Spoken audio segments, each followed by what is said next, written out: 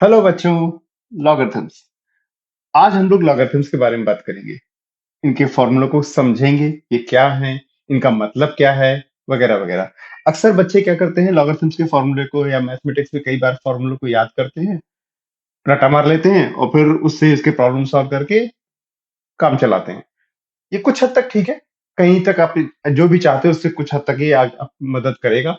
लेकिन अगर आप चीजों को समझ लो तो उससे आपको उसमें इंटरेस्ट आएगा। और जो चीज आप करने जा रहे हो, अगर उसमें आपको इंटरेस्ट ही आने लग जाए, तब तो आप कहाँ आगे तक, बहुत आगे तक पहुंच जाओगे। इसीलिए चीजों को समझना बहुत जरूरी है। उनका मतलब क्या है, वो क्यों है ऐसी, क्या है, क्यों है, किस लिए है, अगर ऐसा ना हो तो क्या हो। ये सारे सवाल हमें जो भी हम पढ़ रहे हैं उससे करना जरूरी है। उन सारे सवालों का हमें जवाब मिलना चाहिए। तभी हमको चीजें समझ में आती है, तभी हमें हमारा उनमें इंटरेस्ट डेवलप होता है। तो आज हम लोग लॉगरिथम्स का मतलब समझेंगे और उसके जो फॉर्मूले हैं, फिर वो हमको अपने आप ही समझ में आ जाएंगे कि हाँ ये ऐसा ही है, ऐसा क्यों है, उनके फॉर्मूले का मतलब समझ में आएगा। ठीक है, चलिए। तो बिना देरी किए हुए लॉगरिथम्स की बात करते हैं। लॉगरिथम्स, सबसे पहले तो ये है क्या। लॉगरिथम्स एक तरीके से एक्सपोनेंट्स को लिखने का दूसरा तरीका है और कुछ नहीं। जैसे कि अगर मैं कहूं a raise to the power x is equal to b होता है, तो log of b to the base a is equal to x होगा।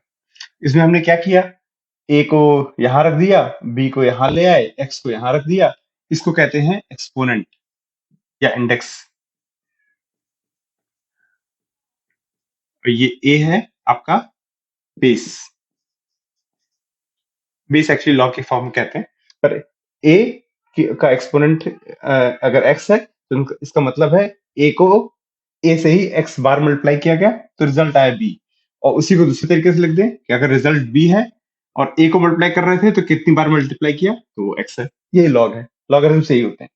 एक्सपोनेंट को दूसरे फॉर्म में लिख दिया। चलिए एक एग्जांपल से समझते हैं और चीजें क्लियर होंगी।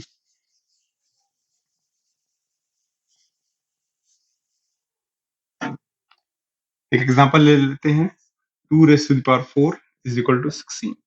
इसका क्या मतलब है, इसका मतलब है कि 2 को जब हम 4 टाइम्स मल्टीप्लाई करेंगे किसी भी चीज को, मतलब कोई एक चीज थी अगर आपके पास, लेट से कुछ था एक्स। एक्स को जब आप एक बार 2 से मल्टीप्लाई करोगे, फिर एक और बार 2 से करोगे, एक और बार 2 से करोगे, एक और बार 2 से करोगे, 4 बार, जब 4 बार मल्टीप्लाई करोगे तो रिजल्ट आपके पास जो भी आएगा वो होगा 16x। मतलब जो भी चीज थी वो आपकी 16 टाइम्स हो गई। एक तरीके से ग्रोइंग मशीन है। आपको ये चीज जो है, जो भी है, वो आपके पास बड़ी होती जा रही है, वो ग्रो करती जा रही है। किस तेजी से ग्रो कर रही है, 2। मतलब पहले जो भी चीज थी वो आपकी डबल हो गई, फिर 4 टाइम्स हो जाएगी, फिर 8 टाइम्स हो जाएगी। ठीक है, तो ये ग्रो कर रही है, इतनी बड़ी होती जा रही है। तो एक तरीके किस तेजी से ग्रो हो रही है, ये है 2। इसको हम कह सकते हैं ग्रोथ फैक्टर। ग्रोथ फैक्टर किस तेजी से ग्रो हो रही है, rate of growth. Her bar double हो रहा है, पहले 2 से मल्टीप्लाई किया, फिर 4 से, फिर 8 हो जाएगा, फिर 16 हो जाएगा। इस तरीके से ये ग्रोथ फैक्टर इतनी तेजी से बड़ा हो रहा है। ये 4 क्या है, ये है टाइम। कितनी बार ग्रो किया, एक बार मल्टीप्लाई किया तो डबल हुआ, दूसरी बार मल्टीप्लाई किया मतलब 2 टाइम्स हुआ ग्रो, तो 4 टाइम्स हो गया। अगर 3 बार ग्रो करेगा तो 2 इंटू 2 यानी 8 टाइम्स हो जाएगा। ऐसी कितनी बार ग्रो किया, 4 बार ग्रो करेगा तो 2 इंटू 2 इंटू 2 इंटू 2 16 टाइम्स हो जाएगा। और ये 16 क्या है, ये है आपका रिजल्ट। रिजल्ट मतलब फाइनली कितना बड़ा हो जाता है। ठीक है, अब इसको एक और एग्जांपल ले लें। अगर 3 raised to the power 3 is equal to 81। इसका मतलब रेट ऑफ ग्रोथ क्या है, ये है ग्रोथ फैक्टर 3। ये हो गया ग्रोथ फैक्टर, ट्रिपल हो रहा है। कितनी बार ट्रिपल हुआ, 3 बार। पहली बार ट्रिपल होगा तो साइज कितना हो जाएगा, जो भी चीज थी 3 टाइम्स हो जाएगी। दूसरी बार करेंगे तो 9 टाइम्स हो जाएगा। तीसरी बार ग्रो करेगा तो 3 इंटू 3 इंटू 3 81 टाइम्स हो जाएगा। है ना, ये है आपका ग्रोथ फैक्टर, ये हो गया आपका टाइम, और ये है रिजल्ट। ठीक है, इसी को अगर लॉगरिथमिक फॉर्म में लिखना हो तो इसको ऐसे लिखते हैं, लॉग ऑफ 16, पहले एग्जांपल में, बेस 2 इज इक्वल टू 4। इसको फिर से पढ़ते हैं। अगर इसका मतलब है अगर कोई चीज डबल हो रही थी, टू के ग्रोथ फैक्टर से बढ़ रही थी, मतलब हर बार डबल होती जा रही थी, टू इंटू टू ऐसे बढ़ रही है, और फाइनल रिजल्ट आपका 16 है, मतलब 16 टाइम्स हो चुका है जो भी था, तो कितनी बार आपने मल्टीप्लाई किया हो, कितनी बार वो ग्रो किया है? 4 बार, 4 टाइम्स ग्रो किया है। 2 raised to the power 4 is equal to 16। तो अगर आपके पास रिजल्ट पता है, ग्रोथ फैक्टर पता है, तो कितनी बार ग्रो किया है ये लॉग से पता चल जाता है। ये है लॉगरिथम। ठीक है, एक एग्जांपल ले लेते हैं। 2 log of 2 base 2, मतलब अगर साइज डबल हो गया है और ग्रोथ फैक्टर 2 है, डबल ही हो रहा था, तो कितनी बार ग्रो किया होगा? एक ही बार किया होगा, तभी ना साइज डबल हुआ। और ले लेते हैं log of 4 base 2, अगर साइज 4 टाइम्स हो गया है और डबल हो रहा था, मतलब कितनी बार ग्रो किया है? 2 बार, तभी तो साइज 4 हुआ। पहली बार डबल हुआ होगा, सेकेंड टाइम में 4 टाइम्स हो गया, डबल इंटू डबल। एक और लेते हैं log of 1 to the base 2, ये कितना होगा? अगर डबल हो रहा है और साइज नहीं चेंज हुआ, साइज उतना ही है, जितना था उतना ही है, इसका मतलब टाइम भी नहीं बढ़ा, जितना टाइम था उतना ही था, तो टाइम 0, मतलब टाइम कुछ चेंज ही नहीं हुआ। अगर डबल हो रहा है पर साइज नहीं चेंज हुआ, इसका मतलब टाइम नहीं चेंज हुआ, टाइम देंगे तो साइज भी बड़ा हो जाएगा, है ना, टाइम 0 हो गया। एक और एग्जांपल लेते हैं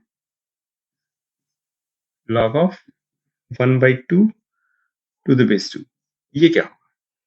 अगर डबल हो रहा है लेकिन साइज डबल होने के बजाय आधा हो गया, इसका मतलब फाइनल साइज आधा है, लेकिन फैक्टर हमारा 2 है डबल होने का, इसका मतलब टाइम में अगर हमने पॉजिटिव दिया होता तो साइज बड़ा होता, जो भी था वो डबल होता, 4 टाइम्स होता, 8 टाइम्स होता।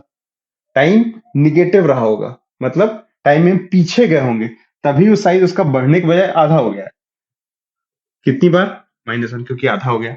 एक और बार टाइम, अगर 1/4 होता रिजल्ट, तो टाइम -2 होता, 2 बार आधा हुआ होता, है ना। तो ग्रोथ फैक्टर 2, टाइम निगेटिव, तो साइज जो है कम होता जा रहा है। ठीक है, ये हो गया लॉगरिथम्स का मतलब, और उसको किस तरीके से हमने टाइम से समझा कि कैसे वो ग्रोथ फैक्टर है, क्या टाइम है, क्या साइज है। ठीक है, चलिए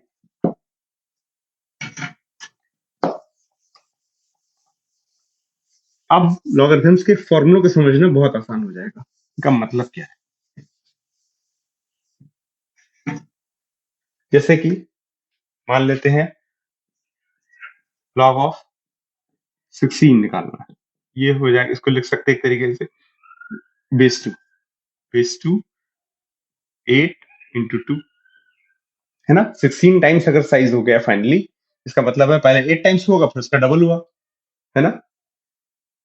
इसको अगर लिखना हो, 8 टाइम्स हुआ फिर डबल हुआ, इसका मतलब टाइम के टर्म्स अगर हम बात करें, तो पहले 8 टाइम्स होने का time log of 8 to the base 2, फिर log of 2 to the base 2, मतलब फिर डबल होने का टाइम।